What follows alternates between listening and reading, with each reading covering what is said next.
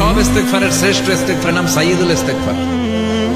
যত ইস্তেগফার হতে পারে এর মধ্যে সবচেয়ে শ্রেষ্ঠতম ইস্তেগফার নাম কি? কথা কন।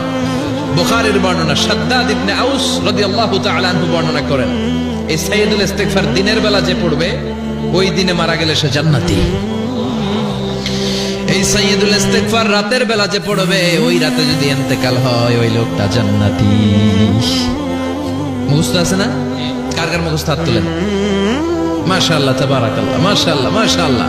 আর যাদের নাই তাদের হোমওয়ার্ক, তাদের আল্লাহুম্মা আনতা রাব্বি লা ইলাহা ইল্লা আনতা খালাকতানি ওয়া আনা আবদুক ওয়া আনা আলা আহদিকা ওয়া ওয়া'দিকা মাস্তাতা'তু আউযু বিকা মিন শাররি মা সানা'তু আবু'ু লাকা বিনি'মাতিকা আলাইয়া ওয়া আবু'ু লাকা বিযামবি ফাগফির লি ফাইন্নাহু লা ইয়াগফিরুয যুনুবা ইল্লা আনতা।